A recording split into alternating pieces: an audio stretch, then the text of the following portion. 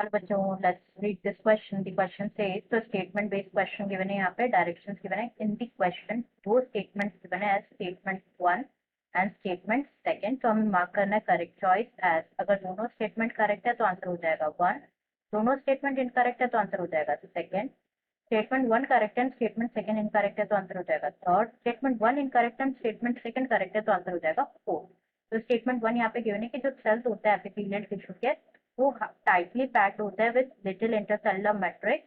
And statement 2 यहाँ पे given है कि जो फाइबर्स एंड फिब्रोब्लास्ट होता है, ये कॉम्पैक्टली पैक्ड होता है इन डेंस कनेक्टिव टिश्यू। तो सबसे पहले बात करेंगे यहाँ पे की कॉन्सेप्ट के बारे में। तो जो की कॉन्सेप्ट इस क्वेश्चन में यूज किया गया है, that is epithelial tissue, epithelial tissue and dense connective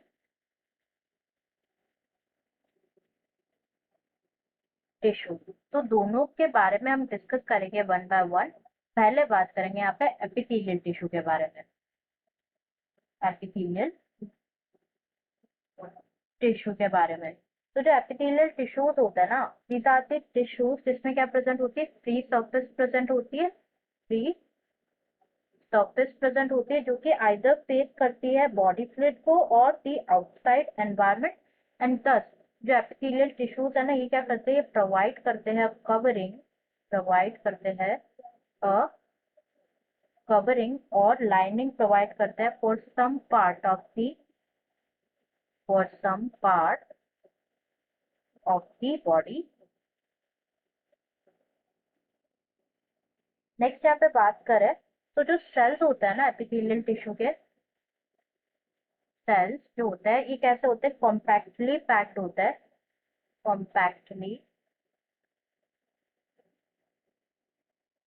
packed होते हैं, जिसकी वजह से क्या होता है, जो इंटरसेलुलर मैट्रिक्स होता है ना, वो बहुत ही कम होता है विथ लिटिल इंटरसेल्युलर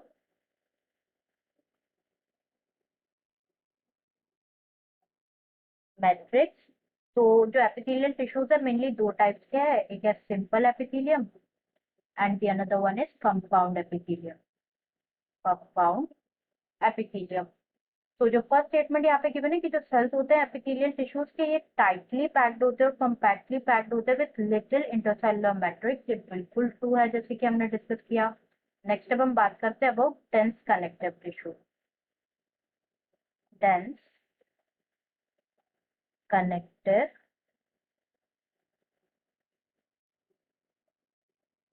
टिश्यू। तो जो डेंस कनेक्टिव टिश्यूज है, डेंस कनेक्टिव टिश्यूज में जो फाइबर्स एंड फिब्रोब्लास्ट होता है, फिब्रोब्लास्ट।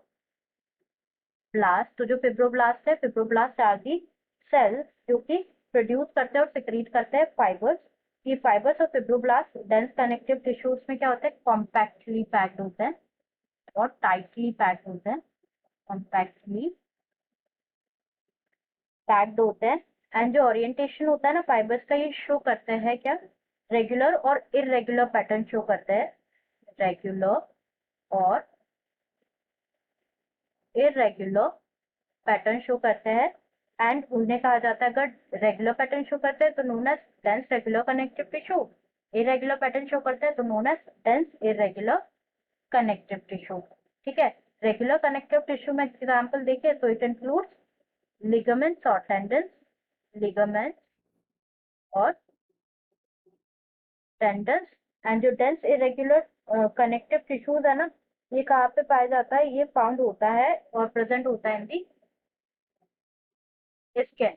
तो जो स्टेटमेंट सेकंड यहाँ पे गिवन है कि जो फाइबर्स ऑफ फिब्रोब्लास्ट है कॉम्पैक्टली पैक्ड होता है डेंस कनेक्टिव टिश्यूज में। ये स्टेटमेंट भी बिल्कुल ट्रू है यहाँ पे, जैसे कि हमने डिस्कस किया दोनों स्टेटमेंट ट्रू है, इसलिए हमारा आंसर हो जाएगा यहाँ पे option 1। Both statement 1 and statement second are correct. Answer will be option 1। I hope you understood it well. Best of luck.